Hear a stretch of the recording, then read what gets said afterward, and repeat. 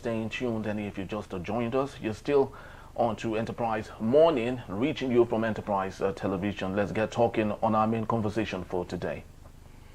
Michael Lenin and 10 others face treason and terrorism charges from the hashtag End Bad Governance protest. Their detention sparked global campaigns, and Nigeria's worsening crisis, hunger, repression, neoliberal policies, demands urgent resistance. Trade unions, activists, and socialists have united to end persecution, defend rights, and fight for a socialist alternative that benefits all, not the elite.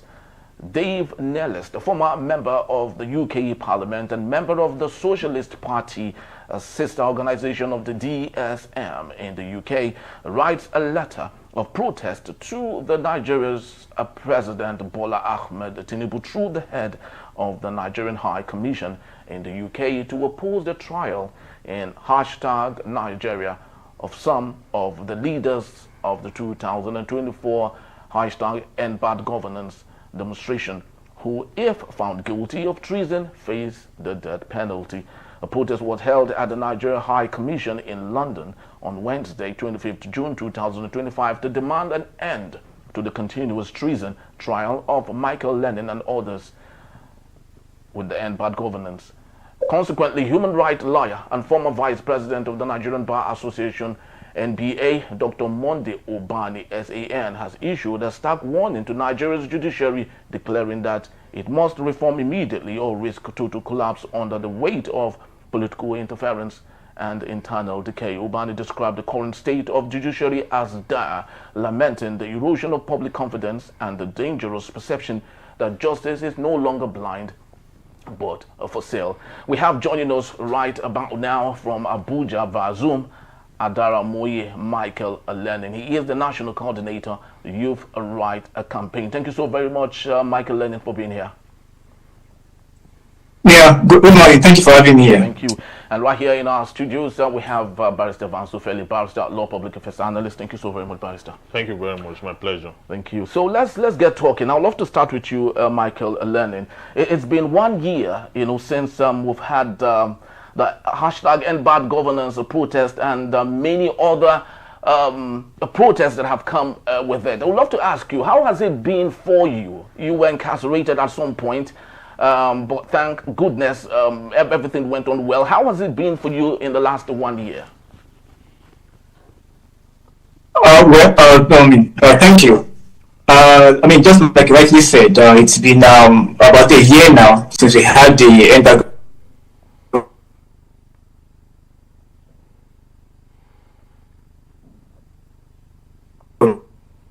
And for merely protesting, they face charges of treason, cybercrime and terrorism. And these charges mean that they now face the possibility of the death penalty. We're protesting today in solidarity. Can you hear me? Yes, I can hear you very well. Charges must be dropped. Okay, yes, so I was going to say that in the last 1 year, it has been a terrible experience. Especially having to spend periods incarcerated, about 2 months, myself and some of the other suspects.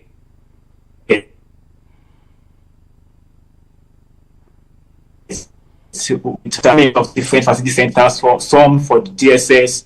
Myself, I was at the NIA facility, to the police station, and then to Nigerian prison. So it was a terrible experience, to be sincere, and life after that has also been quite terrible. Many of us, we had properties seized by the police, and in fact, we were only able to get some of those properties out, just 2 weeks ago, and we still have our bank account frozen. So, you can imagine how terrible that would have been for many of us. But, of course, these are things that you encounter on the part of our activism. So, many of us are actually aware that these are mere attempts to instill fear into us and also make life terrible for us. It is more or less like a punishment before punishment, so that whatever the outcome of the court itself would be, we must have suffered some level of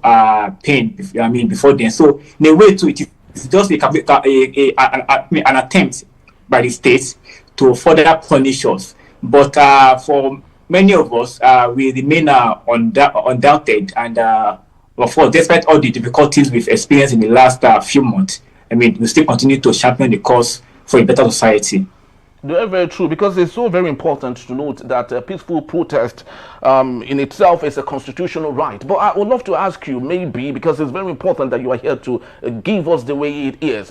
What exactly did your organization get involved in that necessitated all of this that happened at the time?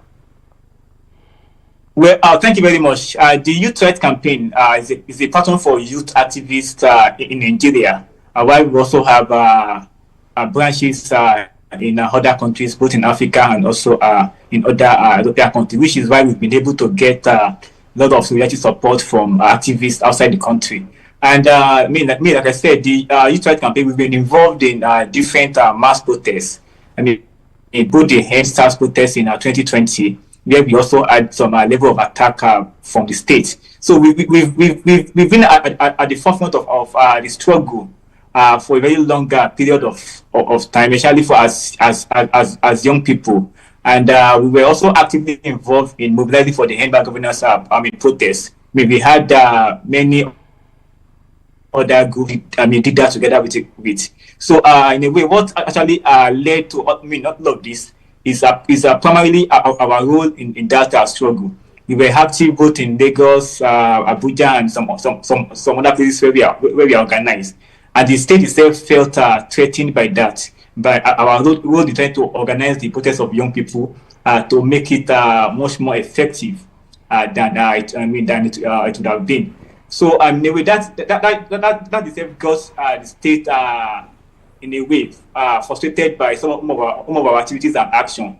But despite this, we are still actively involved in the struggle. And if you are aware, just on June 12th, we're still active in Lagos, where we led the protest to commemorate the year's Democracy Day. So in a way, what actually resulted into all of these attacks we've gotten over the years, and especially recently, is the role we've been able to play in the struggle against the undemocratic actions of the Tinubu government. Very, very true. Barrister Vansufele, you are a human rights lawyer, and I think it's very important that you come into the mix in all of this. Now, it is so very sure mislabeling protest as as a terrorist act itself is a tactic of authoritarian regime to keep down dissent. Now, what do you have to say about all of this issue, especially coming from Michael Lenin? Where do you think the law has gone wrong? Well, it's not the law that have gone wrong, but the leaders have turned the law on its head. Okay, I appreciate Michael Lenin and the other activists who sometimes last year engaged in the end bad governance protests, because as at that point when they went for that protest, it was evident that what we need was a complete assemblage to express our dissatisfaction about the way the Tinubu government was going. And that time, the government just, before that time, the government had a supplementary budget for which they, budgeted money lavishly for the office of the wife of the president, and bought a yacht, they bought a jet. They were spending money recklessly in the midst of hardship and problems. The policy of the government, the removal of subsidy, the free fall of the naira, the inability for the government to coordinate and steer the economy in a way that will benefit the masses was what instigated the protests. Okay, and this was evident from economic scale to policy derivation to budgeting and governance were all in the negative. Okay, so the protest was necessary, and we all joined the protest through the media and some other platform to do so. So this government lack tolerance. They don't want any dissent, and they don't want to do the right thing at the same time. You cannot eat your cake and have it. Okay, so the law didn't go wrong.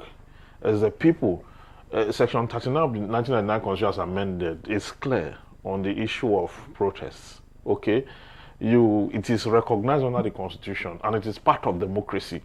So you cannot shut down people, much less youth, who are looking at their future deteriorating. Look at the level of unemployment, the percentage right now. Look at cost of living. Look at the way things have turned around. Okay, so if we do not protest now, we will need to assemble ourselves for psychiatric tests if we do not protest, given Nigeria as presently constituted. So, and this threat, this trial, or that the charge before these activists are illegal charges, because the protest was peaceful. Okay, there was no violence whatsoever in the protests. And each time the police come, they introduce violence into the protest and they target that the people were are violent. You cannot criminalize protests all over the world. Okay, so this trial is another mission impossible. I mean, this trial is going nowhere. Yes, because that was why I asked if there was anything wrong with our law, because everything still falls on the table of the judiciary at this point, and this coincides with what Monday Ubani SAN has stated. Yes. Right now, the judiciary is no longer for anyone, but for those who have money to buy it. No, but if you notice, yes, when it comes to protests, freedom of expression, liberty, and the rights of the human person, our courts have been very firm on issues like this. Where the federal government have no case, the court will tell them they have no case. Look at Shore's case. It got to a point, the federal government, knowing that they don't have a case, applied that the case be withdrawn. So how about Michael's case at this point? Yeah, because he's still being held for terrorist charges. Yeah, what they do is to use prison time, use the police, the DSS, the NIA, and then detention. Like he said it, to weaken and break the spirit of the activists, so that because they know they don't actually have a case. They know that civil rights, movement, assemblage, expression, protestation, and the rest of that is completely covered by the Constitution. So what they do is a tactic. What they do is to now employ the judicial process as if they are going anywhere. Arrest, then they charge, then they prosecute halfway. When they are supposed to tender their case, then they will tell you that they want to withdraw. Through that process, the suspect himself or the defendant himself must have been taken through horrible experience. He was in detention for 2 months, okay, and some other persons. So by the time you have gone through detention for 2 months and other things, I mean, for simple offenses under our law, the prison time is usually 3 months, okay, and 6 months. So by the time you put somebody in detention for that time, the person would have served what he ought to have served in a case of simple offense. Even though treason and treasonable felony is a capital offense, which attracts capital punishment of death, you need to prove to the court what you mean by treason, because you must establish the fact that the person makes an attempt to take over the government, level war against the government, the whole of it or a part thereof. You have to prove that. And it has to be concrete evidence because it's beyond reasonable doubt. That is the standard for criminal prosecution. So when you're unable to prove that, you cannot get conviction, no matter how bad our judiciary is. We have not gotten to the level where we will prosecute a protester and convict a protester in Nigeria. It cannot happen. But the protester has to go through so many Herculean cases. Because of the intimidation and because they use the police in a way that's skewed. So that is why we advocate for the enforcement of the fundamental rights of citizens. Okay, that fundamental right must be safeguarded, because the government is not ready to do the demands of the citizens, and at the same time, it is not ready to tolerate, the dissents and those who criticize this government. So the government cannot eat its cake and have it. Okay, it must release these people and withdraw all charges against them with immediate effect. We are not in under military regime. And so that is what it is. Very true. Michael Lenin, as much as I try, to feel what you're going through. I do not think I am in the best place to do it, because you have felt everything, especially as a Nigerian, as a youth who desires the great change that we need in this country. How do you think all of this had gone to affecting your patriotism for Nigeria? Do you think you still have that gusto to want to keep going, just for us to have a change in value system in its entirety in Nigeria? Well, thank you very much. I think there's this point that I do say that the poor Nigerians are actually the most patriotic citizens we have in this country. Who claim, those who are leaders who are elected into different positions today, we've not really been able to test their patriotism, because if you look from our reality so far, is that on the basis of the outrageous entitlement and also salaries they get, many of them are only eager to be in position just because of all of this enjoyment and benefits. It is the poor Nigerians who go through pains on daily basis who can claim to be patriotic, and myself and millions of other Nigerians fall into this category. And the reason why we embark on protests most time is because, first, we clearly believe that this country has the potential to be a better country. This country has all what it takes to make our lives meaningful for every Nigerian, to make sure that poverty, homelessness, and even crimes are reduced to the barest minimum. And if you take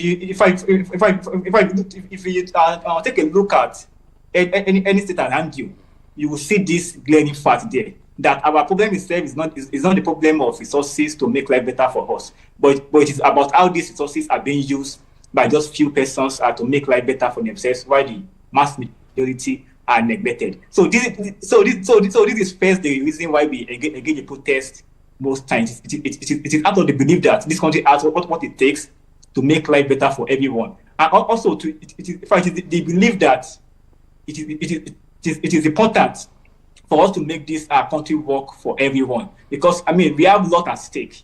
If you look at the recent news, especially the last 2 weeks now, we've recorded several deaths, avoidable death of persons across the country. It's almost like a daily occurrence that people don't even feel the pain again.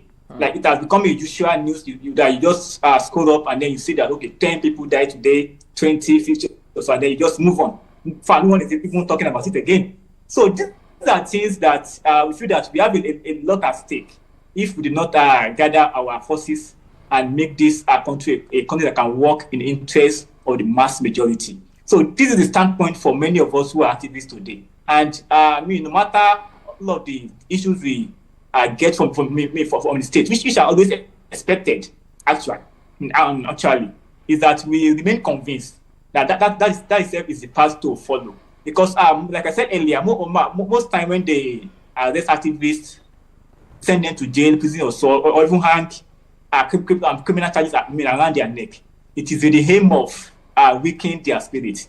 It is with the aim of scaring even people who are not in their shoes from doing what they are doing. Because if for instance now, someone heard that someone who protested was sent to prison for 2 months. There's the way you might feel that fear that if I join them tomorrow, I might also become a victim of such circumstance, or even far worse than that. But the reality today is that all of us in this country, with the state of things, we ought to be activists in one way or the other, because it is about not just our lives alone, not just about our present generation alone, but even the future of this country. And if you look at the trajectory we've been following economically and even socially in the last few decades, you see a sharp decline economically, socially, and all aspects of life. There's a sharp decline, which make us to even wonder what life would be like for Nigerians in the next 10, 20 years or so. How terrible would it be? So that there's that need for us to work collectively and put a stop to that sharp decline that we are witnessing in the country. So we are patriotic citizens, and we do not want a country that is chaotic. We don't want a country where life becomes so cheap that people die on a daily basis without even anyone being held accountable for their death. So we are patriotic on Nigerians, which is why we are clamoring for good governance. So we are not out in fact in the street to disrupt the society or break down laws. So we are out because we truly and genuinely love this country, and we have that strong belief within us that it is possible for this country to develop at a much rapid rate. And what is holding us back is on the basis of not that we don't have the resources to move forward, but because the way the resources are being managed, not to serve the interest of providing education, healthcare, gainful employment, housing, and other things for the mass majority of Nigerians, but it is instead being used by just few persons to grow their wealth and to make themselves and their cronies richer. So these are things that we see in Nigeria of today, and also even in the past, that has made many of us to be convinced that the path to follow is the path of trying to emancipate this country from the present state of things that we have in this country. So that's just what it is for many of us. We are patriotic and we remain patriotic.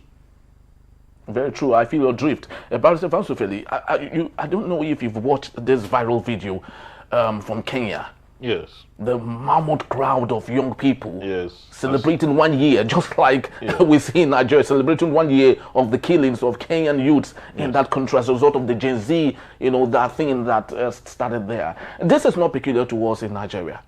In South Africa, the same thing. Kenya, of course, leads. How do you see leadership in the continent? Is this a template that our leaders have come to take upon themselves and feel this is the best part, rather than ensuring good governance, which is very simple? Well, leadership in the continent have been so bad. I mean, from where were you? Maybe apart from Tanzania and Botswana, there's no other part of Africa that is people are reasonably governed in the way they should be governed by international best practice. Okay. Look at generally countries in Africa, capital income per head, okay? Look at the way the leaders respond to the yearnings and aspirations of their citizens. That is how you gauge governance, okay? Look at the way leadership prioritize issues. In Nigeria, leadership only prioritize themselves. Okay, when you talk about health, they prioritize themselves. They have humongous allowances to travel abroad for healthcare purposes. They have humongous allowances for every sphere of their lives. And they jack all of them and put it in the first line charge. What that means is that whether the country is at war or at whatever it is, that money must drop on them at all costs. Then they watch the rest of us scrabbling, trying to survive. Okay, the NLC, the ASU, the other institutions of the mass majority of us, okay, they put us in a different kind of reality. Okay, and that is why you have that social discontent. Okay, people cannot watch their leaders in opulence and they die in starvation. That is inequalities of the highest order. So it will only resort to protests. It will only resort to agitations. Okay, and so leadership in the whole of Africa's hemisphere, apart from the two countries I've mentioned, has been so poor because the leaders do not actually understand what it takes to lead. Many of them were never prepared. Many of them got there by accident. Many of them have been sitting there as monarchs, okay, under democracy, for so long. So the case in Kenya and the other places, we saw, how people are getting very emboldened, people are getting very wild, even in the face of bullets, even in the face of oppression, because you just come to look at what is going on in Delta State, for example. People who were never given to protest in Ndokwa land were never given to protest. These are people, when you call for protest before in the past, they just walk and pass. But today, they all just come to that realization that we would need to have power, something as simple as basic amenity. the governments of the African hemisphere cannot deliver amenities, social amenities, you know, let alone handling projects for the masses that would transform their lives to another level. They cannot do basics. So our leaders in Africa, they are not ready to develop Africa. That's what it means. They're not ready. Now we just have a new leadership of the ECOWAS. Yes. Okay. Before he emerged as the chairman of ECOWAS, what were the prospectus, the manifesto, the things he's going to do to change, to take Africa from where it is to where it should be? Okay, how much of preparation do we have? Is it going to be like the one before him? Or is it going to create a change or something? Look at the African Union, for example, where we are supposed to copy the model of leadership at our respective countries, our respective states and local governments. Okay, the African Union is nothing to write home about. Okay, so when we say that the leaders of Africa, they are the problem of Africa, they are the curse of Africa, we know exactly what we're saying because they sit on the resources. They are supposed to harness the resources, okay? They are supposed to pull every corner together with a charter to develop something formidable that the West can look up to and be proud of Africa. We don't have that. We don't have the vision to do that. We don't have a leader that have that capacity to see beyond just the enclaves of opulence. But Barrister, unfortunately, most of these leaders, when they get themselves out of that position, suddenly they realize what they should have done. The question is, why are they not getting it right while on that seat? That's because they are never prepared. Sometimes they never even understand what to do.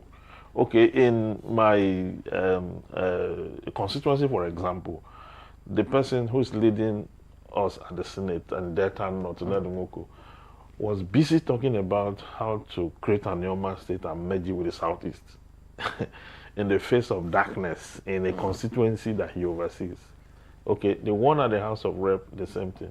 But is he truly aware that such case is there? Of course, it's a stone throw from his own place. It's a stone throw. Ndokwa is a stone throw from his own domain. So he's supposed to oversee the entire Delta North. Okay, the one that's also oversee that 3 local government itself is equally the same. That one doesn't even know what to think or what to do. Okay, so when people assume leadership position in Africa, they become blank. Okay, they don't have programs. They have no vision. They are blind. When they blind lead the blind, they will both fall into a ditch. Because it's actually very ridiculous. Our president, Bola Ahmed Tinubu, while he was commissioning some projects in Nasarawa State, said that the state is doing well because Tinubu is doing well. Because the federal government is doing well. And that's the reason Nasarawa State is doing well. Yeah, so which means the reality to priority is not there. Yeah, that is the illusion that they work with. They work with this fantasy, this fiction. They build castle on the air. We don't see this world that they're doing because it's not a reflection of our reality. Okay, it's just they are the ones doing well for themselves with the resources of the country, sharing it among themselves, embezzling it, and using it for all kind of purposes. That's the world it's talking about. The average person in Nasarawa State from that local government will tell you the truth that this thing is not trickling down. Okay, and when people come out to protest, then you clamp down. Then you cannot beat a child and ask him not to cry. Okay, you have a right, to beat him because you have all the paraphernalia to do so. But what you don't have as a right is to stop him from crying. Okay. So as long as they are doing the wrong thing, as long as they are not taking care of the citizens, even though the law says they should do so, they cannot stop the citizens from protesting or protestation because it is part and parcel of democracy. When government is not doing well, the people will go out on the streets. We saw this thing, the celebration in Kenya and how a young girl took a stick and jumped through barbed wire into a facility and the rest of that. You continue to have that as long as the people have no hope. They have nothing to fall back to. Okay, is it medical care you are provided? Is it education you are provided? What exactly are the leaders of Africa, what are they doing? More especially that of Nigeria is the worst among the bloc. Okay, because in some of these countries in Africa, they do not have as much as we do. Yeah. Okay, so we have so much, yet we're living beggarly. Okay, people are living beggarly across the country. And the dealers, they don't care. It doesn't bother them that they need to do something to ensure that people have a life. They're not bothered. So protests will continue as long as, because I mean, how many of us are they going to send to jail or charge for treason or convict for whatever? You can't convict a man for treason who have not called for war, didn't levy war in the country or any part thereof. I mean, you have to prove beyond reasonable doubt. And no court in this country will convict a protester, an activist that is harmless, that is with a placard and possibly with bottled water in his hand and the flags and all that. You cannot conscript that to mean arms to levy war. Nobody levy war armless, okay? So that is where we are. It's an unfortunate situation. And this is an advice to the federal government of Nigeria to drop those charges, because right now we are before the international arena, okay, and it doesn't matter any longer what you define as sovereignty, okay. Injustice to one is injustice to all across the world. The best bet for the Nigerian government right now is to drop those charges. And you think they would listen? Yes, they don't. It doesn't matter whether they listen or not, but the truth is that they will not get any result from that engagement. Very true. That exchange is a wrong one. You cannot convict a man that is harmless, and those who are busy destroying the country, plundering the country and looting the country, you're not able to see them. And then you are going after just why hasn't the NSA arrested the insurgents? Very true. The bandits. The bandits. Why have they not? The likes of. So why are they going after Michael Lenin and citizens of Nigeria, law-abiding citizens who are only agitating for equal rights and opportunities? Very true. Michael, I would love to maybe ask you this question, just as we, wind down on this particular discussion. Politicians have mastered the beautiful art of tearing us apart via ethnic lines, religious lines, and so on and so forth. Do you really see a Nigeria where there would be this desire for people to continue just like you are doing? That's the first question. My second question is this. Aisha Yusufu, equally an activist, said that she has been called upon by the current administration, offering her baits so she can equally stand on the mandate. Have you been offered any baits so far in the last 1 year by any person asking you to maybe cave so that they might, wipe everything clean?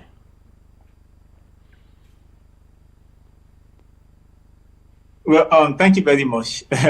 I think most time, of course, I have been to many parts of the country, and I've also have engagement with persons of different tribes, different religion, different thought and so. And I've come to realize that Nigerians are not as divided as they make us believe we are. Really? And for instance, I will recall during the protest we had. I think the third day when we were trying to escape from the police, an attack from the police, I was rescued by people we know as Fulani herdsmen. They were just in the bush, and they were the ones who ensured that I was not arrested by the police, because they said, "Oh, it's one of us." I can't. Where did this happen, please? Language. Where did this happen? They just saw. Where did this event happen? Abuja, at the National Stadium. Okay. So, at the National Stadium, that was the third day of the protest when we were gathered at the National Stadium, and then the police came to attack us. We all had to start running and some into bushes and different parts, where even the police came after us. So I just moved. I saw some headsmen who were there, of course, of Fulani extraction, but they were the ones who provided cover for me to avoid being arrested. Although I was eventually arrested at my house, on the fifth day. But at least it showed that Nigerians, actually the poor Nigerians, understand that we are united by our similar material condition. We are not as divided as politicians want to make us believe, especially during the period of election, when they begin to talk about, okay, we want zoning, we want structurally, or different terms they use to ensure that Nigerians are divided. But the reality is that Nigerians are not divided. And for me, we point in time, the point I always make is that, either you are Christian, either you are Muslim, either you are of this side or so. We are all human beings, and we belong to the same class on the basis of the society that we live under. So I do not believe that Nigerians do not have the potential to be united, because I have seen it play out on different occasions. Even the NSAS protests, when we were on the street, thousands of us, we had people who were from the north, south, and so. And even the leadership, we had people of different tribes, and no one mentioned the tribe that, okay, we need to give this tribe this, or give this tribe that. The spirit of one Nigeria played out at that protest. Even when people had, when it was time for Muslims to pray, Christians were seen guiding them for them to pray. The same thing happened with Christians too. During the end bad governance protest, the fourth day, which was a Sunday, Nigerians were there to observe their prayer. Those who were Christians were there to observe their prayer, while the Muslims stood by and watched them. And the same thing too happened when the Muslims were also praying. So Nigerians have demonstrated that they are not really concerned about the tribe of anyone. Because today, if you go to a market, they will not sell things higher or lesser for you on the basis of your tribe or your religion. If you go to the fuel station today, in fact, you not buy fuel at a lesser price because you are of the same tribe with Tinubu or so. So we are all united on the basis of our economic condition as Nigerian masses, and that itself must forge the basis of our unity. And of course, coupled with that must be the need that we also have the interest to see this nation work. So I do not believe that we do not have the ability to unite, because I have seen it played out on different occasions. And also, I will cite the example of the last general election. But I have many friends who felt that a particular candidate will transform Nigeria. And despite the fact that the candidate was not even from their tribe, but they gave overwhelming support to that candidate. So that itself shows that Nigerians are not really concerned about the tribe of anyone. What Nigerians really want is to have a country where they can thrive. Is to have a country where they can get access to quality and affordable education. Is to have a country where they can have access to houses. Because for instance, now I was in Lagos about a month ago, and when I saw how some poor people have to sleep on main roads. Because what I know about the kinds of housing in Lagos is that, okay, maybe under the bridges we have people who all this, which is almost the same thing, even in Abuja and other places, no matter how developed they make it appear to be. But I saw people 2 a.m. sleeping just by the roadside, which shows that the problem of housing has deepened. But the response of the state government recently has been to go and arrest people who are sleeping, to tag them criminals. And these people were arrested not because they were, either from the north or either from the east or so, but they were arrested because they were poor and homeless. No matter their tribe or so, they did not check out their tribe before they arrested them. And I felt somehow pain too. And that's how it hits for many of us. People feel hunger not because they are Yoruba or their Hausa. So people should also fight, not because they are of this tribe or so, or they feel that whoever is in power is from their tribe or so. Because of course, I understand clearly that sometimes we have that disposition that, okay, let us have our own brother in power or so, which have never worked for anyone. If you look at states that have been governed by presidents, former presidents, you will see that there has not really been any great changes or so too, because what we don't know about the ruling class is that a particular person does not govern. Tinubu is not governing alone. The ruling class are the ones in power, and they're in power to satisfy their class interest first. No matter the tribe they belong to, no matter their religion or so, they do not see themselves as people of different religion, but they see themselves as people of people who are in the same class, which is why, despite the fact that the Nigerians are crying today, people like Dangote or Tedola also are smiling to the bank because their wealth has built tremendously in the last 2 years of Tinubu's mandate because of the number of fresh subsidy. Why the average Nigerians have become poorer. So what we have here is the class, the rich class and the poor class. And the rich class are so wise that they do not see that division of tribe or so among themselves. What they see is the need for them to achieve their class interest of making policies in their interest, which is what we've seen with the Tinubu government, and also we've seen with previous government before now. So it is for us as young people, as workers, poor people, to also be united on the basis of our own interest, which is the interest to live in good environment, to have jobs, to have education, health care, and to have a country that is safe for everyone. So have you been offered? Yes. On that interest. Yes. And come together. Yes. Just to conclude. Being offered appointment or so. I have, in a way, live my life to distance myself from engagement with politicians or so.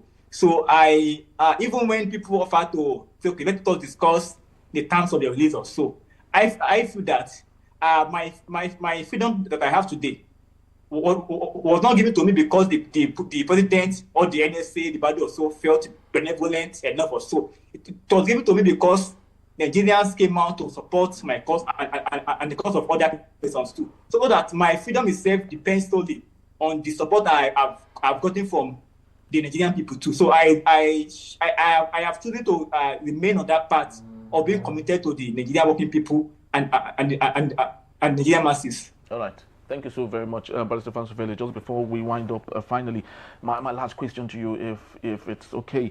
The NBA and the NJC very instrumental to all of this cause because everything finally, comes to the table of these two very important bodies. Someone must represent, someone was there to, apply whatever it is said. Do you think they have done enough?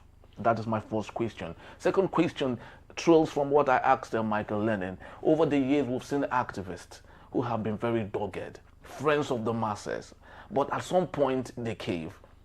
Adams Oshomole, one of them. Daniel Bwala, one of them. Reno Mokri, who was just a couple of years back, shouted Buhari must go, Bola Tinubu is not worthy enough, is one of them. And lots more. Why is this the case? When would we get it better? Let's start with the NBA NJC case before we get to the NBA NJC. What in cases like this, it is when people are engaged in activities, they are either arrested or cautioned or prosecuted, that the law comes in. Now the law comes in to define the action and what the law says about the action of that person, whether it's culpable or not. Okay.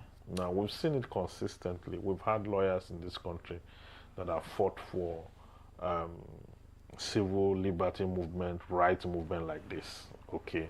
Now, as to whether they have done well or not done well has nothing to do with the lawyer.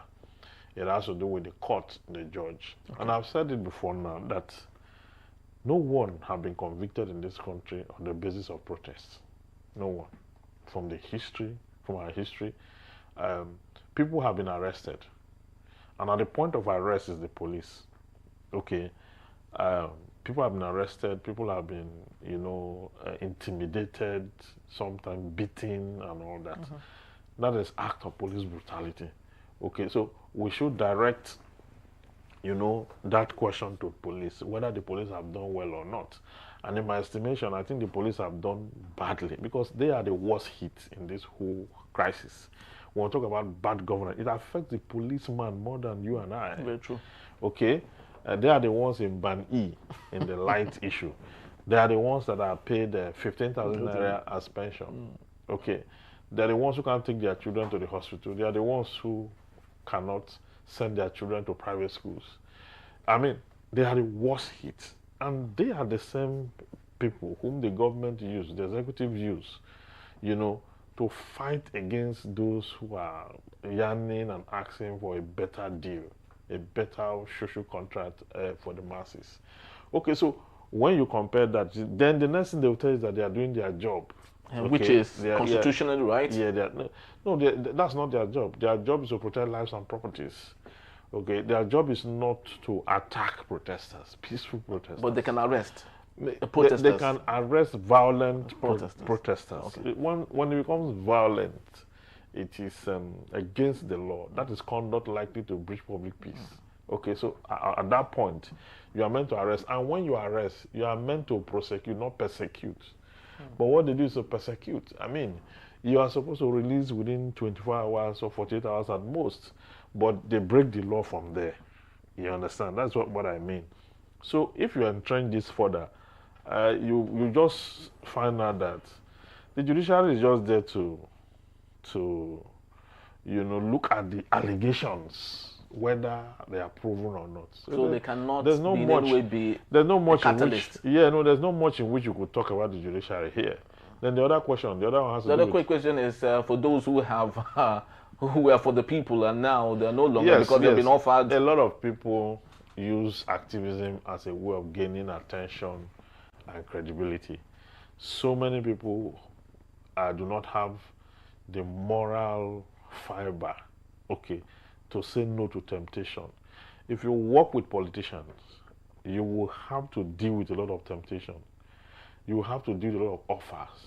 And if your conviction is not as true as you profess them, that's what is wrong with Daniel Bwala. It's hand-to-mouth activism they are doing to free themselves from poverty. They wish they were like the politicians, but because they are not, they are now fighting the politicians to get scrums from them. That's exactly what they're doing. Renan Mokri, the same thing. You cannot count Renan Mokri on anything that has to do with accountability and integrity because he has lost it. He's looking for money. That's exactly what he's doing. And the rest of them, but there are still true activists in this country. There are people who will say no to, any forms of inducement or gratification. I've been offered money before, several locations. I didn't take them because my people see me as the face of a community that is out there to interface, and to get the right thing done for the good of all people. So is it not possible for you to get into that mix and correct the mistakes there? Yeah, that's what I'm saying. That's what I'm saying. People should live with their integrity intact. They should be able to, profess their accountability and do exactly what is right. Do what they preach. If you stand against wrong, stand against wrong. Do not compromise at any point. So that's what I'm saying. So these persons who have taken this route of collecting money under how will I face the public? But because they lack shame, they don't have any atom of shame in them, so they can actually do anything they like. It goes down to show you how they were raised to. Possibly they are raised under very compromising situations. Maybe they are also from very poor background. They are looking for a way to scale up and get themselves eviscerated from poverty and the rest of that, which I do not condone. I see it as an act of betrayal. Betrayal to a general society, which I think is very, very bad. And no, people shouldn't do that. People should be upright. People should have integrity. Because the reason this country is falling apart is the lack of integrity, accountability, transparency, and the huge deposit of greed in us. That is why this country is like this. If not, if we can tame these very hydra-headed monsters that I just mentioned, then we would have taken ourselves out of poverty. Very, very true. There's no gainsaying, ladies and gentlemen, that when we talk about mendicancy, it's not just reserved for the peasants. There are lots of influential people who are readily available to beg as much as they want to and defile what they see as integrity, which should be the most important thing in their lives. Because when you are good enough, then you are good equally for the community that you represent. That's just about the time we have today. I'd love to say thank you to Michael Lenin for being here. We truly do appreciate you. He is the National Coordinator Youth Right Campaign. and also Abbas Evans. Thank you as always. It's my pleasure. Yeah. All right, people, that's just about the time we have. We'd love to say thank you to you for making this a date. Please do well to visit us if you may. You can always find us at enterprisetvnews.com. You may equally rewatch everything we've talked about today when you equally see us at Enterprise TV7. I am Henry Igwe. Thank you very much. We'll see you. Bye-bye.